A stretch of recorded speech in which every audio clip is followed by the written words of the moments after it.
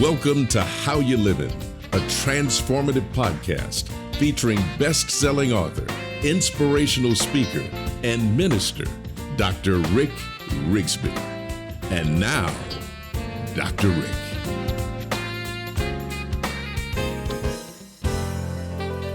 Hello, friends. Thanks so much for listening today.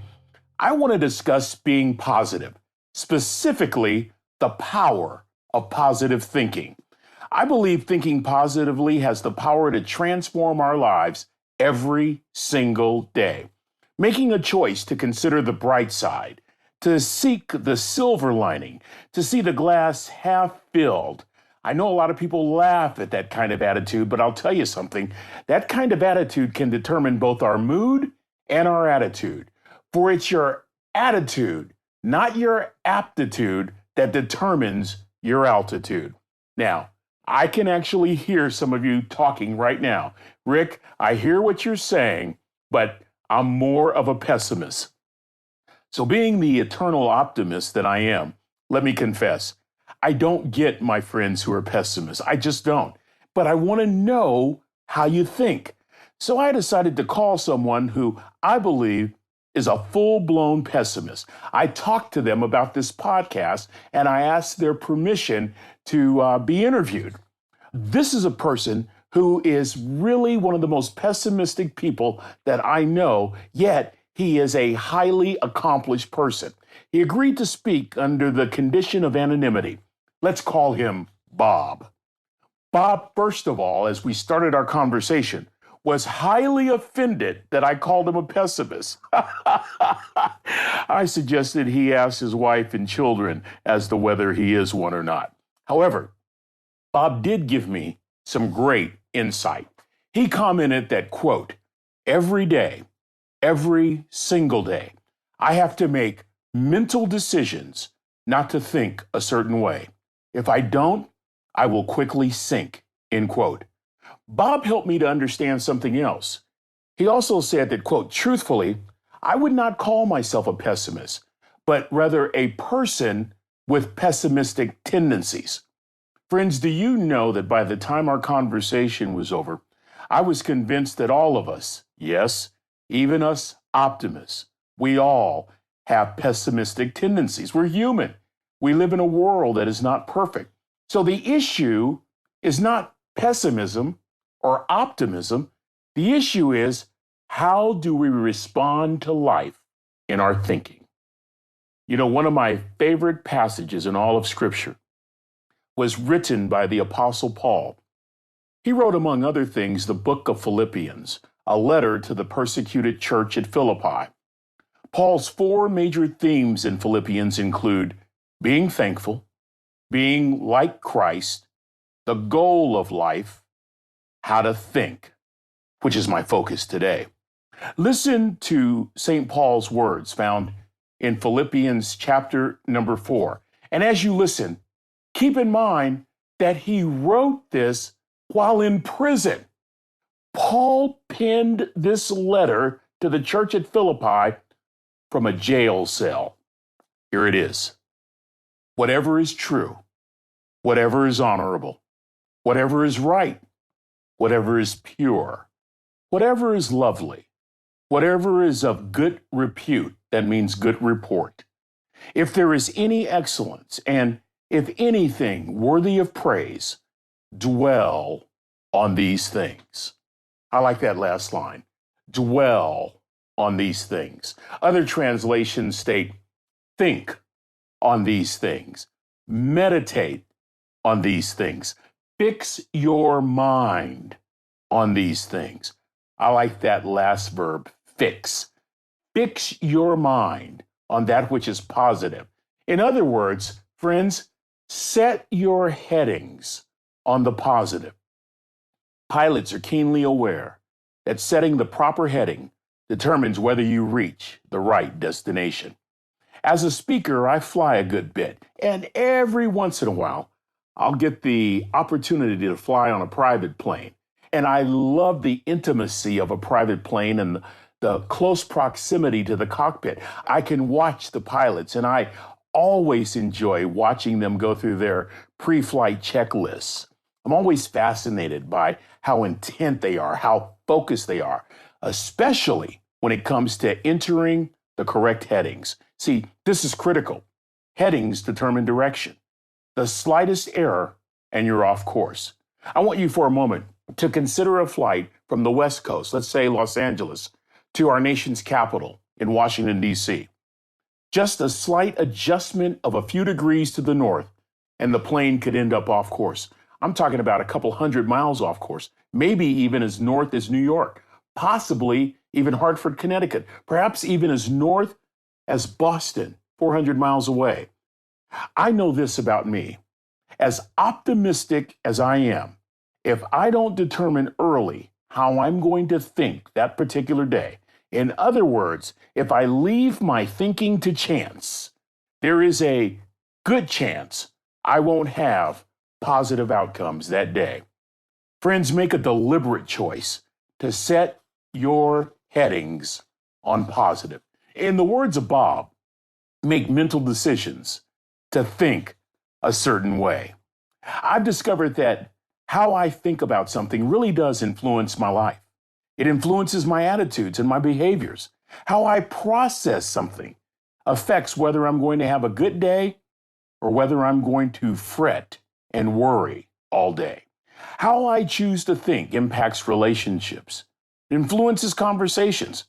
Truthfully, it even determines whether or not I'm going to get easily offended that day. And input is very important. What we feed our mind, what we feed our spirit becomes critical. For me, the Holy Scriptures, the Bible, is my top priority, followed by literature, especially literature on positive thinking that reinforces my priorities. In his book, The Winning Attitude, John Maxwell noted that, quote, our attitude determines our approach to life and is the only difference between success and failure. Maxwell offers a revealing discussion of negative thinking.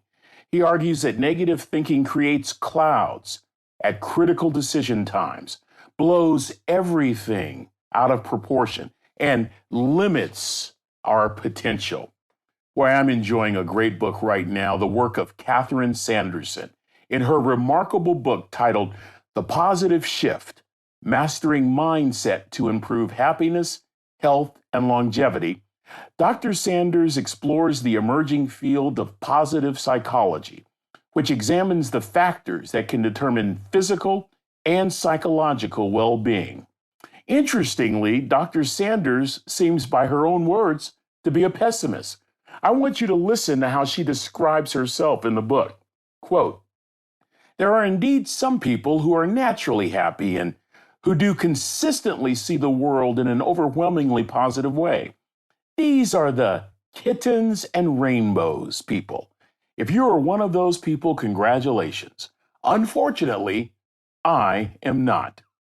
I worry about far too many things. Is this traffic jam going to make me miss my plane? Is that pain in my stomach a sign of cancer? Is my son with his mediocre grades ever going to get into college? My natural tendency is quite honestly one of doom and gloom. This is the least likeliest of persons to write a book on strategies for finding happiness. And I believe her work, based on scientific studies in positive psychology, is well worth the reading. As Sanderson researched, her knowledge expanded. She began making shifts in her life, and she became convinced that our happiness, our state of health, even our longevity, is determined largely by how we think about ourselves and the world around us. Friends, here's just a tease from Dr. Sanderson's book, which she refers to as a few fascinating findings from her research. Spending time on Facebook makes us feel sad and lonely. How about this one? Expensive brand name medicines provide better pain relief than generic stuff, even if they share the same ingredients. Think about this one. Placing a cell phone on a table reduces the quality of a conversation. Consider this. Patients in a hospital room with a view of nature recover faster from surgery than those without. Here's my favorite. People with positive expectations about aging live on average 7.5 years longer than those without. Now, to get all the reasons as to why, you got to read the book. The book is titled The Positive Shift. I highly recommend it. Here's the bottom line, friends. Our thinking determines our outcomes. Righteous living depends on right thinking. Peaceful living depends on right thinking. Joyful living depends on right thinking. Positive living depends on right thinking. So before your feet hit the ground each and every morning, tell yourself, my goal is to think positively this day, to find joy in something or someone, to look for a way to help someone in need, to offer someone this day a word of encouragement. Just like a pilot entering those coordinates, establishing the headings, we must deliberately and accurately enter our headings every single day into the brain. That is, if we're determined to keep the direction positive. I want to tell you, friends, there is nothing like challenging yourself every single day to consider what might be, to think about what could be. It inspires the soul. It energizes the spirit. In the words of the great Zig Ziglar, positive thinking won't allow you to do anything, but it will allow you to do everything better than negative thinking will. Friends, let's dwell on these things for a while. And just like Bob, let's consider making some mental decisions to think from a positive point of view. Well, that's going to do it for this episode. Until we meet again, this is Dr. Rick, asking the most important question I can ask. How you living? Are you ready to make an impact in your world right now? Do you want to stop existing and start living your best life right now?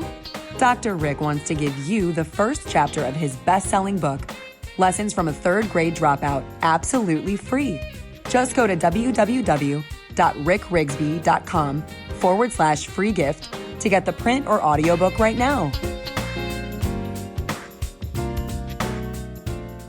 This is thepodcastfactory.com.